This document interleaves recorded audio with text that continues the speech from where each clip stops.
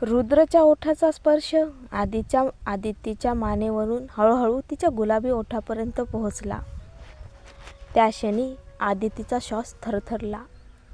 ती पहिल्यांदाच इतकी असहाय्य आणि इतकी सुरक्षित एकाच वेळी वाटत होती. त्याचे ओठ एकमेकांना भेटले. रुद्रने तिला अलगद उचलून बेडवर ठेवलं. त्या रात्री कोणतेही शब्द नव्हते, कोणतेही प्रश्न नव्हते. फक्त दोन मन, एक नातं. आणि पहिल्यांदाच पती पत्नी म्हणून एकत्र आलेली दोन माणसं. आदितीच्या डोळ्याच्या कोपऱ्यात आलेले अश्रू दुःखाचे नव्हते, ते होते तिने जपून ठेवलेल्या विश्वासाचे.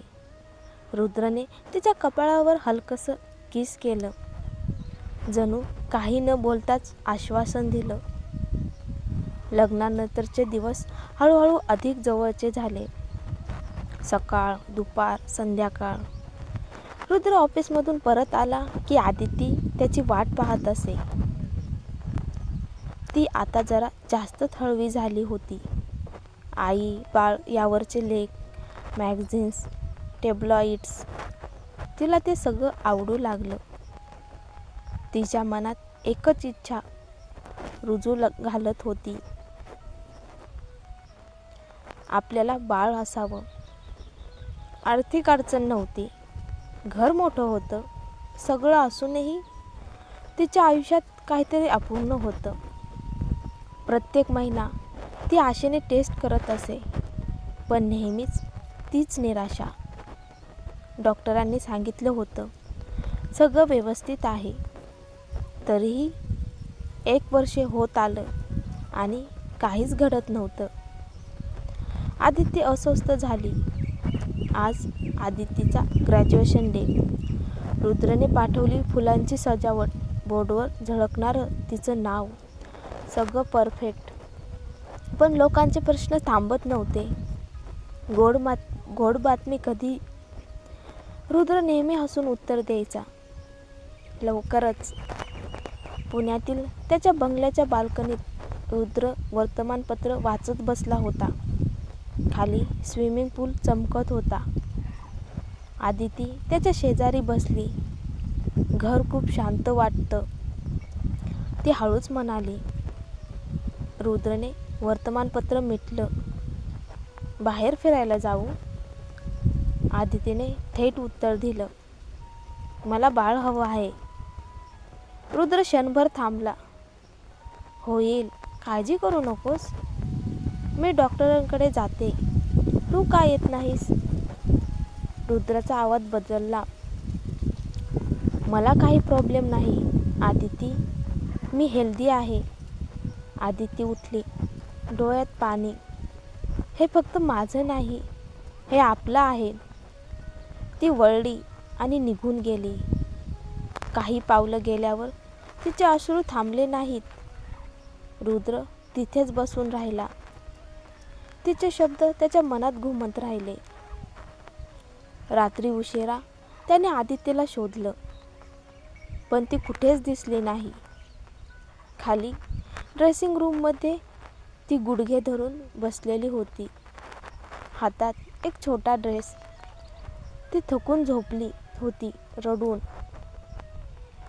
रुद्रने तिला अलगद उचललं आणि वर बेडवर ठेवलं. तिचे केस मोकळे केले. माफ कर, तो कुजबुजला. त्याने तिला मिठीत घेतलं. आदितीला माहीत नव्हतं की तिच्या लग्नामागे एक करार होता. बाळ जन्माला आलं की करार पूर्ण. आणि तेच कारण होतं की रुद्र तिला जपून ठेवत होता. तिला थकू देत नव्हता, काम करू देत नव्हता. पण आज पहिल्यांदाच त्याला जाणवलं, ती फक्त करार नाही, ती त्याची बायको आहे. आज नेहमीप्रमाणे रुद्रच आधी आपल्या खोलीतून खाली आला. ऑफिसला जाण्यापूर्वी तो हमखास सुनैनाला भेटायचा. दोघांमध्ये काही क्षण दबक्या आवाजात बोलणं झालं. काय बोललं गेलं हे कुणालाच कळलं नाही. आदितीने पतीला घराच्या मुख्य दारापर्यंत सोडायला आली. तो निघताना कपाळावर एक हलकंसं किस देणं हा तिचा रोजचा सवयीतला क्षण होता. रुद्र निघून गेल्यावर आदिती मागच्या बाजूला वळली. तेवढ्यात सुनैनाचा आवाज तिच्या कानावर पडला. काय शोधताय मॅडम? आदिती थोडी चिडली. लग्नाला जवळजवळ वर्ष होत आलं होतं, पण सुनैना अजूनही तिला हवं तसं बोलायची. फक्त रुद्रसमोर मात्र सावरलेली. काही नाही, मला घर पाहायचं आहे. मी या घराची मालकीण आहे. लहान सहान गोष्टीसाठी तुमची परवानगी घ्यावी लागते का? आदितीचा स्वर आता थोडा धारदार झाला. नाही मॅडम, रुद्र सरांनी सांगितलं आहे तुमची काळजी घ्यायला. सुनैनाने लगेच शब्द बदलले. तिच्या मनात मात्र वेगळाच विचार सुरू होता. हे खरंच लग्न आहे की अजूनही करार? दोघी घरांच्या मागच्या अंगणात फिरू लागल्या. घोड्यांची तबेला तिथेच होती. कॉलेजमधून परत आल्यापासून आम्ही इथेच घोडे स्वारी करायचो, सुनैना म्हणाली. तुला वाटतं तू रुद्रला खूप ओळखतेस? आदितीने सहज विचारलं. हो, आम्ही खूप वर्षे एकत्र आहोत. आदिती हलकसं हसली. मलाही थोडा हेवा वाटतो. झोपण्याआधी तो मला त्याच्या लहानपणाबद्दल सांगत होता, मला मिठीत घेऊन. ते ऐकताच सुनैनाच्या मनात जळजळ झाली. रुद्रने कधीच तिला स्वतःच्या आयुष्याबद्दल असं उघडपणे सांगितलं नव्हतं. तो लहानपणी फारसा या वाड्याबाहेर गेला नाही. आदिती पुढे म्हणाली. त्याचे मित्र म्हणजे हे घोडे. श्रीमंत माणसाचं बालपणही कधी कधी कैदेतच जातं. हा विचार आदितीच्या मनात चमकून गेला. पण तो आई वडिलांचा विषय निघाला की चिडतो, आदिती म्हणाली. तो विषय काढू नये, सुनैना पटकन म्हणाली. त्याची आई तो लहान असतानाच गेली. नंतर वडिलांनी दुसरं लग्न केलं. मग ते सगळे एकत्र राहत नाहीत? आदितीने विचारलं. नाही, हा वाडा रुद्रने स्वतः लहानपणीच बांधायचा ठरवला होता, वेगळं राहण्यासाठी. आदिती मान डोलावली. म्हणूनच कदाचित तू इथे इतकी वर्षे आहेस. माझ्या नोकरीत काय चूक आहे? सुनैना थोडी टोचली गेली. तू इतक्या चांगल्या विद्यापीठातून शिकलेली आणि इथे काम करतेस, आणि तू डॉक्टर असूनही घरी बसलेलीस?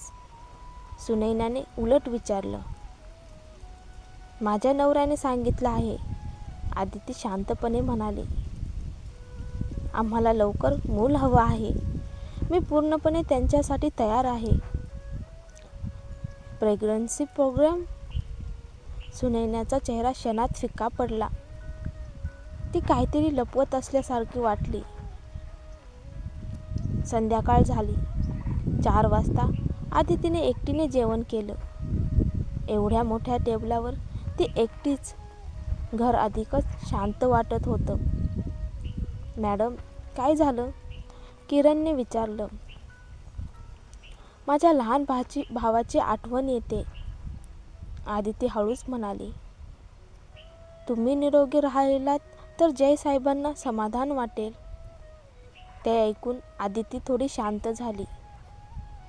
रात्री 9 वाजता कंटाळून ती दिवाणखान्यातच झोपून गेली. रुद्र घरी आला तेव्हा ते दृश्य पाहून तो थबकला. काही न बोलता त्याने आदितीला उचललं आणि वर बेडरूममध्ये नेलं.